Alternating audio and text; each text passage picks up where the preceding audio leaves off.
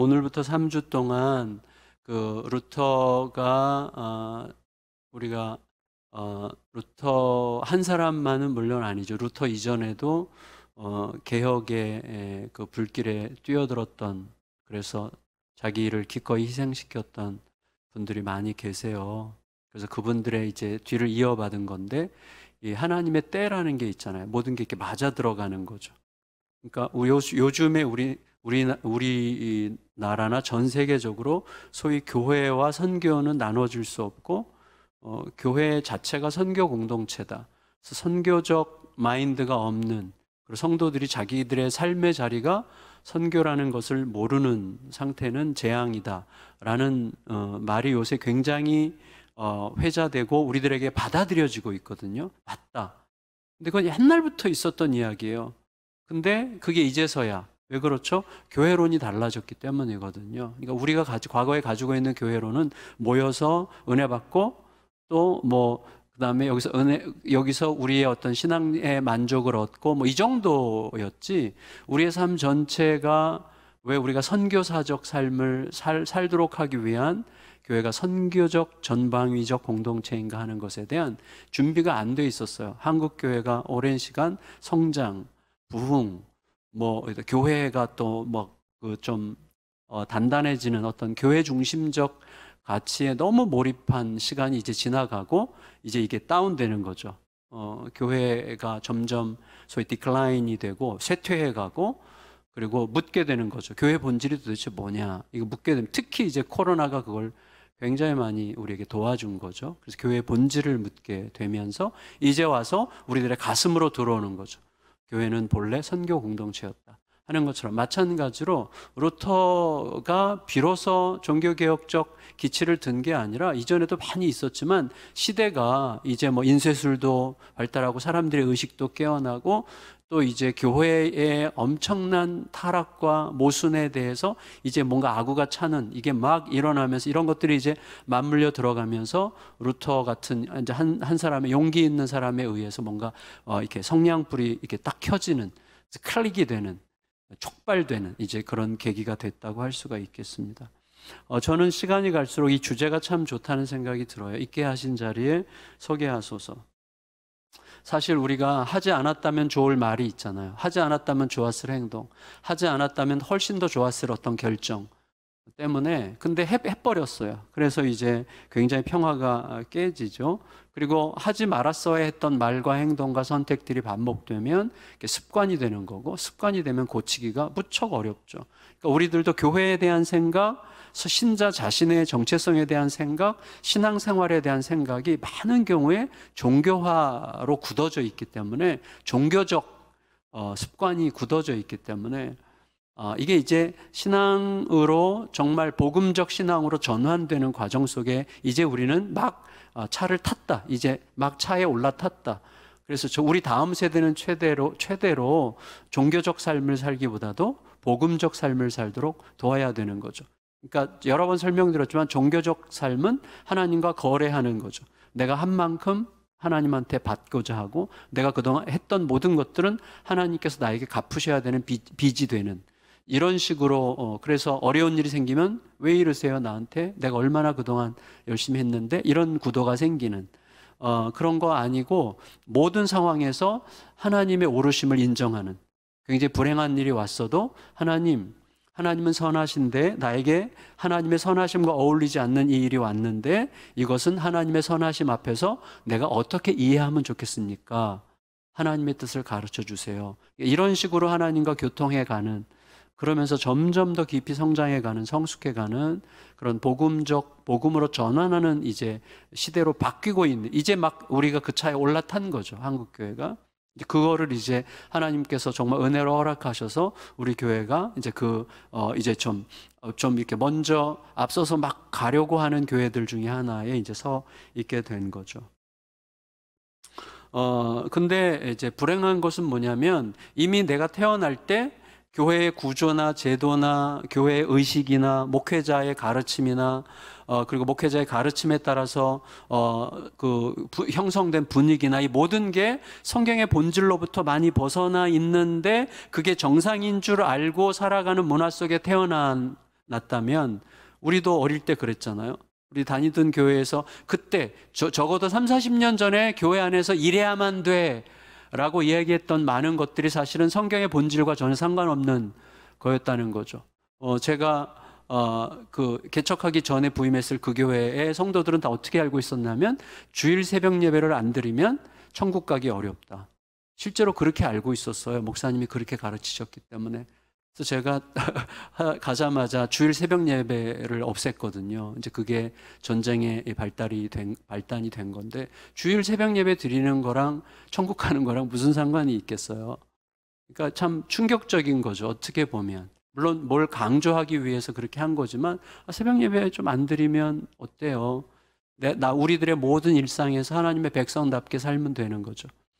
그 삶을 우리의 모든 일상에서 하나님의 백성으로 사는 게 얼마나 중요한지를 가르치는 게 중요한데, 어떤 종교적 행위들, 요식적인 행위들, 어떤 겉으로 드러나는 행동들이 마치 우리의 신앙을, 하나님과의 관계를 보증해 주는 것처럼 가르치는 시대에 태어나서 거기서 그런 분위기 속에서 자라면 그게 진리가 되는 거예요. 근데 어느 순간부터 말씀을 자꾸 들여다보니 이거 아닌 것 같은데, 이거 말씀이 가르치는 본질이 아닌 것 같은데, 이건 원래 하나님께서 뜻하신 본질이 아닐 수 있겠는데 라는 의심이 이제 일어나기 시작하는 거죠. 그래서 많은 사람들이, 사실은 대부분의 백성들은 그저 그런 줄 알고 사는 거예요. 그러니까 독재적 종교 제도 아래서 노예처럼 사는 거죠. 그게 이제 중세시대 마틴 루터가 이제 그렇게 막 처절하게 고민하고 그리고 분노하고, 이럴 수가 있는가 도대체, 이런 것을 이제 생각하면서 그 길을 달려가게 되는 거죠. 루터는 당시에 독재적 아버지 밑에서 자랐지만 비교할 대상이 없어서 그게 전부인 줄 알면서 비통하게 살던 세상에서 말씀이라는 잣대에 비추어서 뭔가 심각하게 잘못됐다는 것을 깨닫고 이제 엄청나게 파들어가기 시작한 것이죠. 이 독일 크리스찬 귀족들에게 보내는 글은 사실 1520년대에 다 쓴 논문 3개가 루터 종교개혁에 있어서 루터가 쓴 가장 중요한 논문이에요. 3개가 독일 귀족들에게 보내는 글, 그 다음에 다음 주에 살펴볼 교회의 바벨론 감금, 그 다음 주에 살펴볼 그리스도인의 자유거든요. 이 3가지가 굉장히 중요하고 종교계에서 가장 중요한 논문으로 이제 보통 그렇게 평가되는 거죠. 그래서 오늘은 그 중에 첫 번째인데, 이게 1520년 당시에 로마 교황청이 교권이, 로마 교황을 중심으로 하는 교권이 사실은 유럽을 장악하고 있었잖아요. 하지만 프랑스는 다소 좀 독립적이어서 이 교황이 추기경들을 임명하잖아요. 추기경을 세울 때 사제들을, 주교들을 세울 때 교황이 거기에 이제 굉장히 많은 금전적 거래가 오고 가거든요. 소위 예를 들어서 팔리움이라는 게 있는데, 교황이 주교를 임명하면 3개월 이내에 교황을 찾아와서 팔리움이라는 걸 받아야 돼요. 팔리움은 털로 짠 겉옷 비슷한 근데 그것을 받아야 그때부터 주교나 대주교로서의 그 기능을 시작할 수 있어요. 그 옷을 받아야만. 그런 규칙이, 이런 뭐 성경이랑 전혀 상관없는 거잖아요. 근데 그 옷을 팔리움을 받으러 갈 때 교황에게 돈을 내요. 돈을 내는데 적어도 적게, 어떤 사람은 막 2만 굴덴, 그때 화폐 단위가 굴덴인데 2만 굴덴이면 어느 정도냐면 한 수도원의 1년 전체 수입이 5천에서 6천 굴덴이에요. 한 수도원의 1년 전체 수입이. 그리고 그 당시에 성지순례 비용이 1인당 50에서 100굴덴 정도거든요. 그러니까 2만 굴덴을 내고 그걸 팔리움을 받아오는 거예요. 이런 게 이제 거의 규칙처럼 그들이 지켜야만 되는 어떤 규정처럼 만들어져 있는 거죠. 예를 들면 이런 식으로 그래서 교황이 되려고 할 때 오늘날로 환산하면요, 추기경들에게 막 땅 우리 오늘처럼 수천 평, 수만 평씩 이렇게 줘요, 교황이. 그래서 그 교황직을 지키려고, 또 교황이 되기 위해서 다른 사람들을 먹일 때 오늘날로 치면 몇백억씩 몇천억씩을 이렇게 턱턱 주는 거예요. 그만큼 교황이 돈이 많았고, 그리고 그 직을 유지하기 위해서 돈을 썼고, 또 그 유지하려면 돈을 긁어 모으니까 별의별 세금을 다 거둔 거죠. 심지어 버터를 못 먹게 했어요, 교회가. 버터는 부당한 음식이다. 그래서 교회 허락 없이는 먹을 수 없는 음식들이 있는데 그중에 대표적인 게 버터였거든요. 그래서 버터를 먹으려면 허락을 받아야 되고 버터 먹는 허락을 받으려면 비용을 내야 돼요. 그런 모든 비용들이 전부 다 이게 교황청으로 들어가는 거예요. 그런 것들 교황의 날에도 헌금을 해야 되고 또 무슨 또 별의별 세금들이 많은 거예요. 심지어 법으로 정해져 있어서 못하게끔 되어 있는데 그 법을 어길 수 있는 권한을 살 수 있어요. 그런 여러 가지 추잡한 방식으로 돈을 막 긁어 모으는. 그래서 루터가 볼 때 핵심은 돈이었어요. 돈. 그래서 돈과 권력과 섹스가, 이게 사실은 리차드 포스터라는 그 영성신학자가 쓴 책 제목인데, 돈과 권력과 섹스. 근데 이거는 뭘 겨냥한 거냐면 중세시대의 교황과 사제들에 의해서 저질러지던 악행을 한 거죠. 근데 그게 고스란히 우리 시대에도 있고 우리 안에도 있는 거예요. 그러니까 우리는 모두 교황이 될 수 있는 자들이죠. 스스로 자기 세계에 교황이 되려고 하는 거죠. 그러니까 우리 세계의 교황은 하나님이셔야 되는데 내 세계의 교황직을 유지하기 위해서 돈을 거머쥐고 조금이라도 누구보다 더 나은 힘을 확보하려고 하고, 돈과 힘을 가지면 그 다음에 어디로 가? 내가 돈과 힘을 가지고 내 마음껏 할 수 있는 자가 된 것처럼, 내 마음껏 할 수 있다는 건 뭐죠? 내 주변의 상황을 내 방식대로 통제할 수 있는 힘이 있다고 느끼면 사람이 특별히 성적으로 타락하기 시작하는 거예요. 그게 하나의 정복의 대상으로 생각하는 거죠. 내 지경을 넓힌다고 생각하는 거죠. 그래서 이 세 가지는 아주 짝짝꿍이에요. 돈과 권력과 섹스, 이 세 가지는. 그래서 이게 고스란히 이제 중세시대 사제계급, 특별히 교황청에서 일어났던 굉장히 많은 사생아들이 있었죠. 여자들이 굉장히 많았어요. 이 신부들 주변에도 사제들, 특히 이제 높아질수록 추기경 되고 막 이렇게 되면 여자들이 굉장히 많았고 사생아들을 굉장히 많이 낳았었죠. 그래서 루터 주장의 핵심은 말씀의 본질을 들추고 말씀에 비추어 볼 때에 교회와 세상에 근본적으로 치명적인 문제가 있구나, 그런 걸 알게 됐죠. 근데 이게 하나님은 모든 사람들을 근본적으로 제사장으로 삼으셨잖아요. 제사장으로. 근데 이제 이걸 어느 순간부터 이 계급화를 만들면서, 그게 이제 콘스탄티누스, 그러니까 기독교가 이렇게 국가 종교로 되면서, 그 전에는 교회가 계속 핍박받으면서 생명력을 지켜갔는데 파워가 교회로 들어오니까, 교회 자체가 힘 있는 기득권이 되니까 그 안에서 세상의 제도가 그대로 교회로 스며들는 거죠. 그러니까 교회는 세상에 있어야 돼요. 교회는 세상 안에 있어야 되죠. 하지만 세상이 교회 안에 있으면 안 되죠. 근데 콘스탄티누스 대제 때 세상이 교회로 들어온 거예요.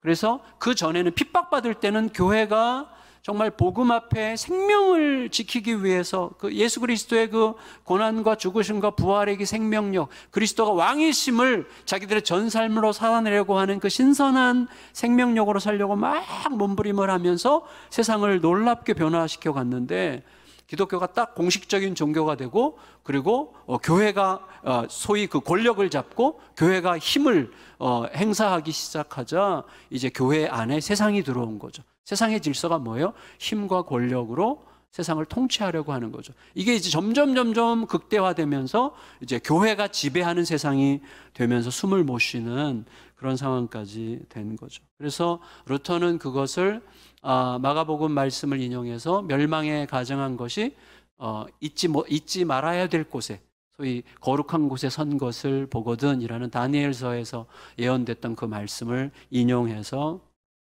멸망에 가정한 것이 하나님 노릇을 하고 있다는 것을 이제 알게 되고, 교황을 그 당시 여전히 교황이 서슬퍼렇게 살아있고 교황의 권세가 온 세상을 쥐락펴락하는 그 시대에 교황을 악마라고 이야기를 했어요. 그러니까 목숨을 내놓고 이제 그 이야기를 한 거죠. 그러니까 말씀의 본질에서 완전히 벗어났으면서도 본질이 아닌 것, 본질에서 벗어난 것, 오히려 본질을 거스리는 것으로 신도들과 세상을 억압하고 탈취하는 로마 교황청의 부패를 신랄하게 고발하고, 신자들을 교황과 교황청의 이 종교 독재로부터, 그래서 사람들의 모든 일상까지 다 교회가 지배하는 거죠. 돈을 긁어 모으기 위한 수많은 제도들, 사람들의 모든 일상. 그래서 여러분, 요람에서 무덤까지 교회가 책임진다는 말이 사실은 요람에서 무덤까지 그 사람이 하나님 앞에서 온전한 신자로 복음의 능력을 누리고 자유를 누리도록 교회가 섬기겠다는 뜻이어야만 하는데, 요람에서 무덤까지 교회가 완전히 컨트롤하는 거예요. 모든 것을 컨트롤하고 그 중간중간에 여러 가지 제도와 법을 통해서 돈을 계속 이제 끌어모으는 그런 식으로 돌아가게 된 거죠. 그러니까 사람들이 교회, 소위 말하는 교회의 독재죠. 교회가 모든 것을 장악하고 지배하는 거죠. 그래서 저는 오늘날도 독재적인 목회자가 간혹 있잖아요. 그런 분들이 성도들의 삶을 지나치게 간섭하고 지배하려고 하고 그들의 모든 일상까지 다 거머쥐려고 하는 것은 사악한 사탄적인 범죄다. 그렇게 우리가 생각해야만 됩니다. 목회자는 성도들이 복음을 제대로 깨닫고 복음 안에서 누리는 자유 속에서 하나님과 어떻게 진실된 사랑의 관계를 누리며 만끽하며 살아갈 수 있도록 섬기는 자리죠. 우리는 서로를 그렇게 섬기는 자로 부름받은 것입니다. 그래서 루터는 해방선언이에요. 어떻게 보면 교회의 세상 전체에 대한, 국가와 세상을 완전히 교회가 장악해서 주락펴락하고 이득을 취하고 그 사람들을 노예로 만드는 이 교회의 종교 독재로부터 사람들과 국가를, 사람들의 일상적 삶을 해방시키기 위해서 사실은 이런 글들을 썼다, 이렇게 말할 수가 있는 것이죠. 루터는 기본적으로 교황이라는 자리 자체가 전혀 필요하지 않은 악이라는 걸 알았고, 교황이라는 자리가 있다고 할지라도 교황도 말씀 앞에 치리받아야 할 신자에 불과하다고 이야기하는 거예요. 교황도 똑같이 말씀 앞에서 틀렸으면 치리받아야 되는 신자에 불과하지, 교황이 어떻게 무오하고, 교황은 오류가 없고, 교황은 모든 책망으로부터 면제당하고 자기는 모든 것을 스스로 판단하고 심판하는 자리에 있는다는 것은 있을 수 없는 거죠. 한 사람의 죄인, 아주 초라하고 연약한 죄인일 뿐이지, 그렇지만 그리스도의 은혜로 구원받은 신자일 뿐이지, 어떻게 교황이라고 하는 타이틀에 의해서 그가 모든 것을 면제받고 신적 권세 위에 군림할 수 있는가? 이건 너무나 천박하다, 말이 안 된다는 것을 하나님의 말씀에 근거해서 따박따박 이제 논박하고 굉장히 아주 혹독하게 써요. 아주 신랄하죠. 신랄해요. 그래서 심지어 교황을 지옥의 사자라고 이제 그렇게 표현하기도 합니다. 근데 이제 그 교황청을 중심으로 이 세상을 장악하고 있는 이 유럽 세계를, 그래서 유럽 사람들은요 16세기까지도 자기들이 로마인이라고 생각하고 있었어요.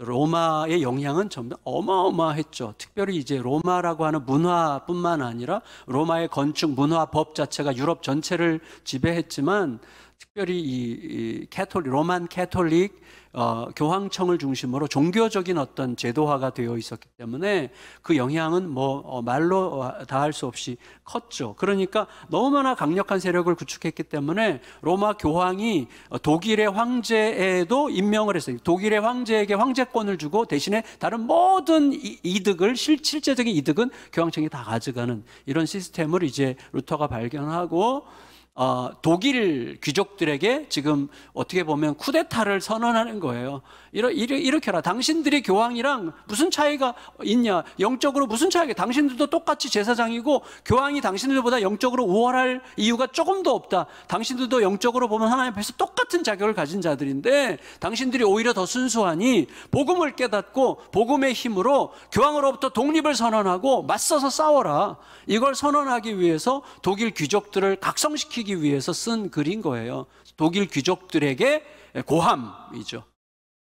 좀 일어나서 각성해서 깨닫고 무지몽매한 이 억눌림에서 벗어나서 복음의 진실을 깨닫고 교회의 독재, 로마 교황청의 독재에서 단호하게 벗어나서 우리가 독립을 쟁취하고 신앙적 독립을 쟁취하고 자유를 얻고 그리스도 앞에서 진짜 자유인으로 삽시다.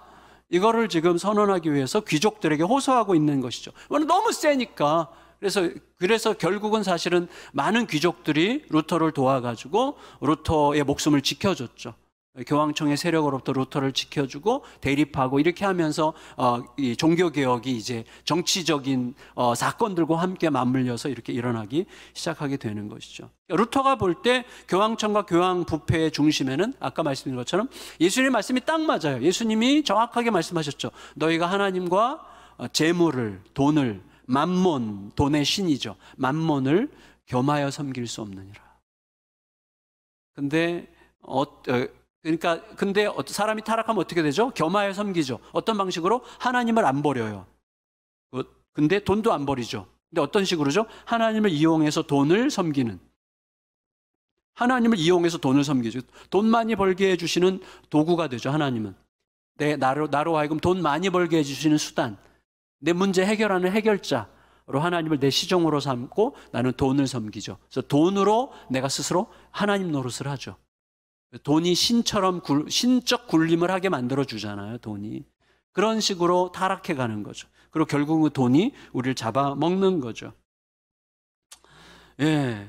근데 사실은 지금도 제가 굉장히 안타까운 것은 굉장히 밖으로는 건강한 교회라고 알려진 교회인데 교회 안에 수백억을 쌓아놓고 이걸 어쩔 줄을 몰라 하고 있다는 이야기를 들었어요. 그러니까 사실은 의심과 두려움으로 이 교회가 어떻게 될지 알아. 아니 그건 하나님의 교회인데 하나님이 책임지시겠지. 우리는 주신 만큼 풀어서 이 세상에 할 일이 얼마나 많은데. 저는 우리 교회를 생각할 때 한편으로는 참 씁쓸하면서도 좋은 게 잔액이 너무 없는 거예요. 우리가 잔액이 너무 없어. 제가 지난번에 양순홍 목사님이랑 얘기해 봤더니 그 교회가 우리 교회보다 잔액이 한 2배 이상 많더라고요. 그래서 야, 너무 돈 이렇게 많이 쌓아두면 안 된다. 빨리 예수양남교회 헌금해라. 그렇게 말하고 싶었지만 말을 못했어요. 근데 하여튼 우리 이 밑에 뭐가 있어요? 교회가 왜 돈을 갖고 있어야 되죠? 교회가 왜 돈을 쌓아두고 있어야 되죠? 두려워서예요. 하나님을 안 믿는 거예요. 하나님을 안 믿고 불안한 거죠. 하나님 주신 만큼 나가는 거죠. 계속 이렇게 도는 거잖아요. 도는 거라서 돈이래매요. 근데 안 돌려. 돈이 멈춰 있으면 이게 이제 썩는 거 우리가 뭐 너무나 잘 아는 건데 어쨌거나 그래서 그 당시에 루터가 붙인 이름이 Money Snare Church Law라는 표현을 썼어요. 그러니까 돈 덫 교회법. 그래서 사방에 덫을 놔서 그 덫을 통해서 다 돈을 긁어모으는 모든 교회법이. 그래서 그 당시 교황청이 만든 교회법을 통해서 뭐 면제부 하는 거는 물론이고요. 별의별 법이 다 있었던 것이죠. 아까 뭐 말씀드린 것처럼 버터 사 먹을 권리까지 그 돈으로 했던 것이죠. 그러니까 루터가 이렇게 얘기했어요. 로마 교황청의 지금 형편은 무엇이 옳고 무엇이 그른가가 아니다. 다만 돈이 되느냐일 뿐이다. 이렇게 루터가 신랄하게 얘기했어요. 그들이 생각하는 모든 저 같은 경우도 사실은 외부에서 저에게 이렇게 집회를 요청을 할 때 거절할 때가 있어요. 거절이 아니라 생각해 보겠습니다. 그러고 죄송합니다라고 못 가겠습니다라고 할 때 집회를 딱 요청받았는데 제일 먼저 사례비가 생각나는 경우에는 가지 않기로 결정할 때가 있어요. 사실 이거는 하나님께서 나에게 좀 너 거기 가서 말씀 전할 자격 없다.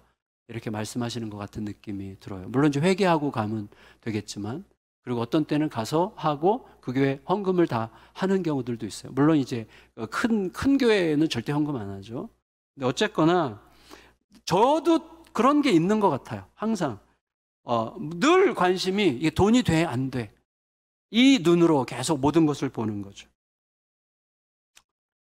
결국 루터는요, 돈과 권력의 완벽한 결혼, 이것을 위해서 영권과 세속적 권력을 거머쥔 꼭지점인 교황과 교황청을 향해서 이제 절대 권력화를 격렬하게 비판하면서 영적인 문제, 성경 해석, 회의 소집을 위한 유일한 권세와 권위를 가진 자로서 교황이 자리를 견고하게 하는 것의 불법성을 고발하고 교황을 문서상으로 치리한 거예요.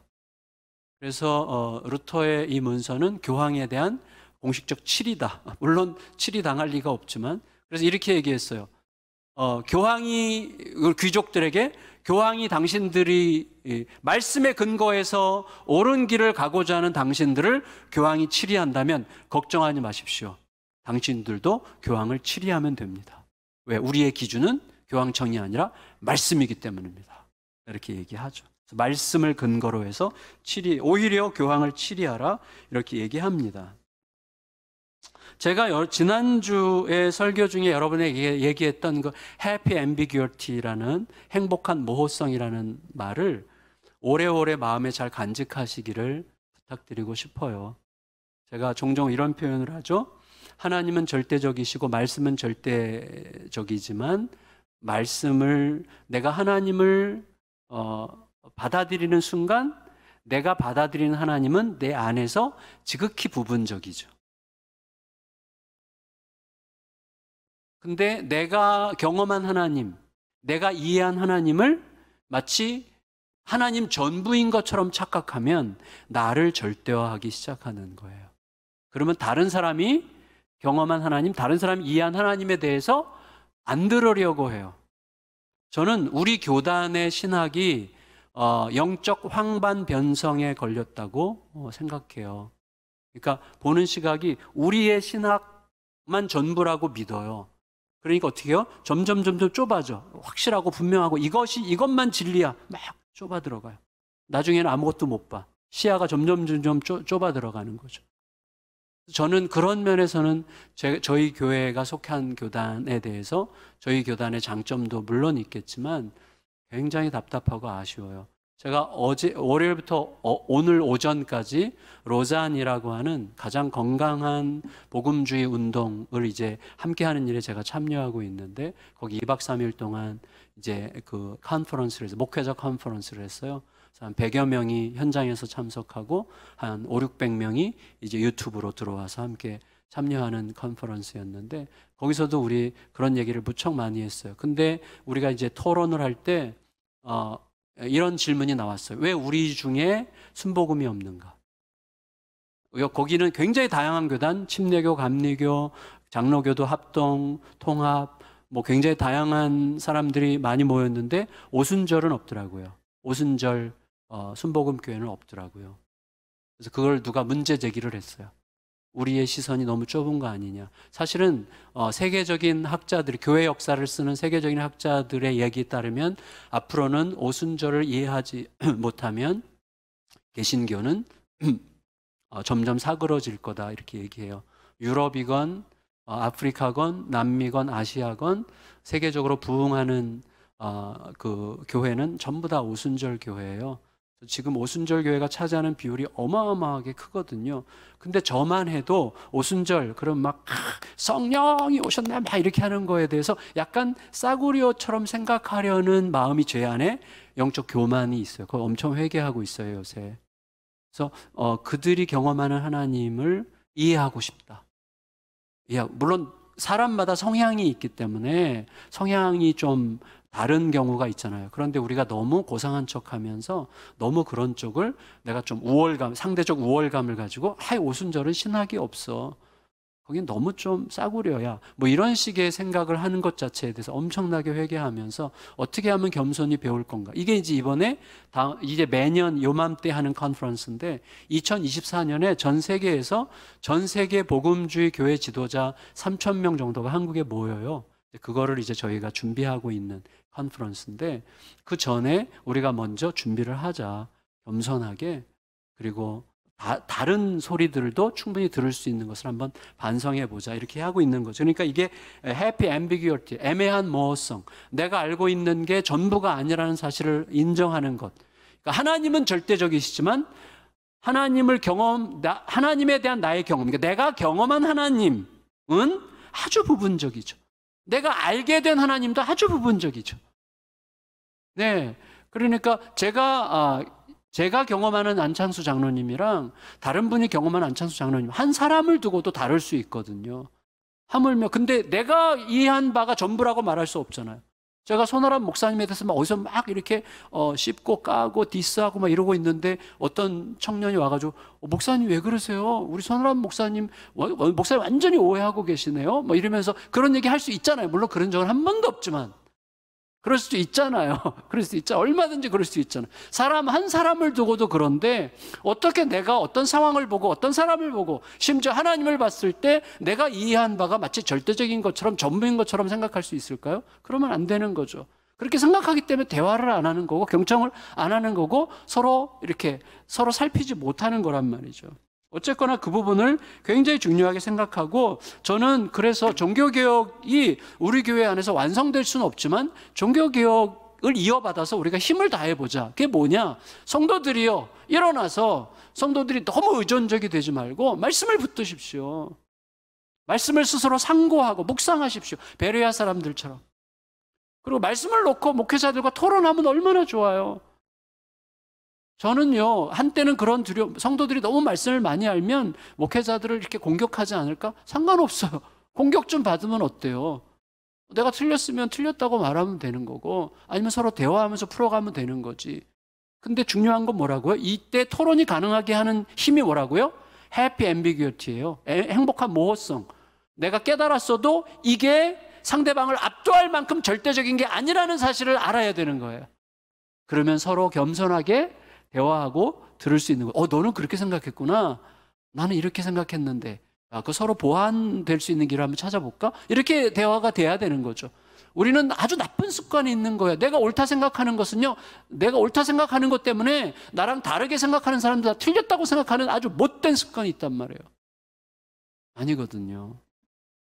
그래서 루터는 결론적으로 모든 판단의 권위를 하나님의 말씀과 그리고 하나님의 말씀을 가장 요약한 신조, 그래서 콘스탄티누스 대제로 인해서 이제 기독교가 공인되는 즈음에 이제 모였던 교회회, 제1차 예루살렘 총회 이후에 2차로 분류되는 니케아 종교회의를 굉장히 중요하게 생각했는데 그게 사실은 우리가 늘 매주일 하는 사도신경의 원판이에요. 그게 조금씩 발달해서 5세기, 6세기 때 이제 사도신경의 원형이 어느 정도 만들어졌고 11세기, 10세기, 11세기에 이르러서 오늘 우리가 고백하는 사도신경이 완성됐거든요. 그러니까 그 사도신경 내용이 거의 그대로 결정된 게 325년 니케아 신조예요. 그래서 그 니케아 신조와 그 다음에 오직 성경 말씀 이 두 개만을 기반으로 해서 성도들이여 그 위에서 섭시다. 이게 이제 루터의 호소였던 것이죠. 루터가 굉장히 중요하게 인용했던 게 요한복음 6장 45절이에요. 선지자의 글에 그들이 다 하나님의 가르치심을 받으리라 기록되었은즉 아버지께 듣고 배운 사람마다 내게로 오느니라. 아버지께로 가서 배워라. 성령께서 가르치실 것이다. 이제 이렇게 얘기하신 것이죠. 루터의 결론. 내가 하려고 한 모든 것은 독일 국민이 교황의 비참하고 이교적이고 이단적이고 비그리스도적인 통치 아래에서 다시 한번 자유롭게 예수 그리스도적인 국민이 되도록 도울 수 있는 능력과 의향을 가진 사람들, 곧 귀족들을 환기시키고 생각하게 하려는 것이다. 이렇게 얘기했어요. 자, 제가 생각보다 좀 길어졌는데, 자, 이것까지는 해야 될 것 같아요. 루터 주장의 그림자.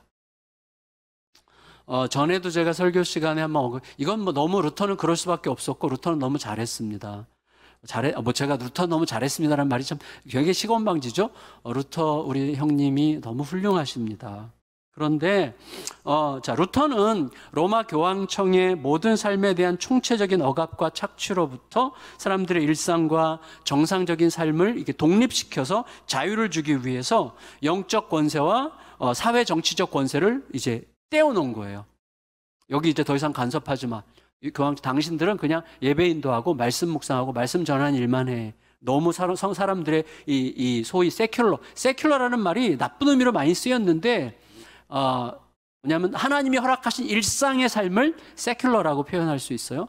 이런 세큘러한 영역은 그냥 하나님과 백성들에게 맡기고 당신들은 이것만 해라고 했어요. 그때 그 배경은 우리가 지금까지 얘기한 대로 그런 어떤 억압적 분위기 때문에 그렇게 한 거죠. 그렇지만 여러분 우리가 금방 알 수 있잖아요. 결과적으로 보면 시간이 흐르면 교회가 정치 세계나 사회의 불의와 잘못하는 것에 대해서 말할 수 있는 권리가 없어지는 거죠. 교회는 니네 일해 이런 거에 간섭하지 마가 되는 거죠. 그래서 영적인 일과 영적이지 않은 일을 구분함으로써 영적 세계 속에 있도록 영적 세계에 가둬놓는 거죠, 교회를. 교회는 영적 세계 속의 일만 관여해야 된다고 생각하기 때문에 이 세상, 사실은 예수님, 우리와 관계 맺으신 예수님은 어떤 분이에요? 하늘과 땅의 모든 권세를 가지신 예수님이죠. 에베소서 1장의 목적이 뭡니까? 예수께서 오신 목적은 만물을, 하늘과 땅에 있는 모든 것을, 만물을 그리스도 안에서 통일되게 하는 게 그 뜻이죠. 그러니까 하나님의 주권 아래로 전부 다 들어가야 되는 것이죠. 그러니까 교회가 마치 자기가 하나님의 주권을 대변하는 것처럼 세상을 억압했던 게 문제지, 실제로는 어디로 가야 돼요? 하나님의 주권 아래 교회도 세상도 함께 엎드려야 되는 것이죠. 세상도 하나님 말씀의 근거로 교회의 잘못을 지적할 수 있죠. 세상도 그럴 수 있는 거죠. 하지만 말씀을 더 온전하게 담고 있는, 말씀을 제대로 담고 있는 곳이 교회이므로, 교회가 세상으로부터 그런 지적을 받는다면 이건 완전히 비극이죠. 말씀을 몰랐거나 말씀대로 안 살았다는 뜻이잖아요. 오히려 교회가 세상에 대해서, 세상의 불의와 악함에 대해서 단호하게 목숨 걸고 말할 수 있어야 되는 거죠. 이와 더불어서 이제 격하게 카톨릭을 거부하다 보니, 카톨릭 신앙을 이제 버리다 보니까 사실은 지금 좀 가져왔으면 좋았을 것도 다 버리는, 뭐 목욕물 버리려다 아기까지 버린다, 뭐 이런 말이 있는데, 아기까지는 아니지만 왜 말씀을 건졌으니까, 말씀의 생명력을 건졌으니까 가장 중요한 건 했지만, 그럼에도 거기에 따라오는 중요한 어떤 뭐 몸의 신학이라든지 또 좋은 그 성례전이라든지 이런 것들을 우리가 조금 더 찬찬히 생각했으면 좋지 않을까 싶었고, 그래서 사실 그 이후에 19세기에 영국에서는 개신교로 돌아왔던 사람들 중에 상당수가 다시 캐톨릭으로 돌아가는 운동도, 옥스포드 운동이라고 그런 운동도 있었어요. 그러니까 개신교는 너무 이제 너무 가볍다, 혹은 너무 뭐라고 해야 될까? 교회가 가지고 있었던 고유하고 깊이 있는 전통까지 다 버렸기 때문에 교회가 너무 가벼워졌다고 생각해서 그쪽으로 돌아갔던 이제 운동, 옥스포드 운동이라는 운동도 영국에서 있었죠. 그렇지만 실제로 그 로마 카톨릭 안에서도요, 종교 개혁이 일어났어요. 그게 이제 제2바티칸 문서인데, 그 제2바티칸 문서라는 것은 굉장히 많이 회개하고, 이전의 잘못을 다 회개하고, 개신교를 형제로 인정하고, 그리고 로마 카톨릭이 동방교회와 서방교회로 나눠서, 동방교회, 그 그리스 정교회라든지 러시아 정교회라든지 정교회가 동방교회죠. 동방교회를 인정하지 않았었는데 제2바티칸을 기준으로 인정하게 됐는데, 제2바티칸에 영향을 준 분이 또 우리 개신교인이에요. 레슬리 뉴비긴이라는 인도 선교사의 글들이 이제 영감을 주어가지고 로마의 종교개혁에 또 영향을 줬다고 이야기하죠. 그래서 제2바티칸 이후에 로마 캐톨릭은 우리가 생각하는 옛날의 그 로마 캐톨릭과 굉장히 달라요. 그래서 굉장히 로마 캐톨릭도 많이 개혁하고 변화를 일으키고 또 긍정적으로 바뀌려고 굉장히 노력하고 말씀으로 돌아가려고 하는 운동들도 상당히 많이 생겼습니다. 어쨌거나 결론, 그 시대의 루터처럼 자기 목숨을 걸고 복음의 본질에 자기 자신을 던지는 일은 절대로 쉬운 일이 아니었어요.